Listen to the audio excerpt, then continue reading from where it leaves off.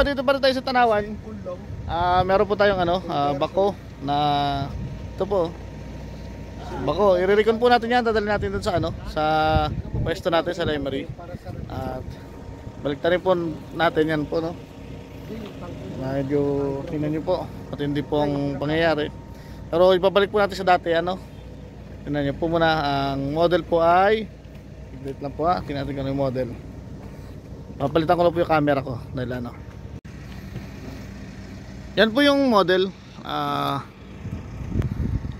PC po yan, PC 120-6 po, no. Yan, tingnan niyo po, PC 120-6. Nadalhin po sa natin, sa pwesto natin para po i-recondition siya, no. Medyo okay pa naman. Madami pong gagawin. Ayan po, no. Madami pong gagawin sa kanya. Ayan po, no. Tingnan nyo po. Yan. Medyo yung mga bucket po, lahat po yan nililiko natin. Gagawin po natin lahat yan. At ganyan na po yung sitwasyon niya, kaya pa natin balik sa yan, sa magandang kondisyon. Medyo okay pa naman po yung kadena. Yan po, mataas pa po, no. Yan. Ganda mo lang po.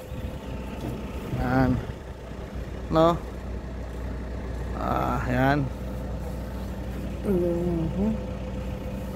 Kaya po natin balik sa tamang yan, operational, no. Yan po ay PC 120.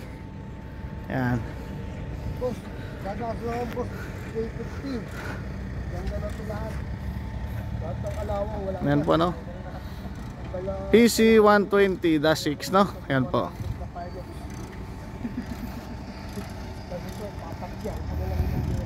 At abangan nyo po yan pag dila sa yarda.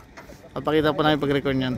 Nakita nyo po, no, yung PC 120-6. Abangan nyo po pag nandun na po sa motor pool namin. I-rehab po namin yan, no. Thank you po. At vlog po natin yan pag nandun na po sa motor pool natin. By parts po kung paano natin inumpisahan hanggang matapos po yan, hanggang i-paint po. Thank you po. At more subscribe and po kayo, like and share. Salamat po.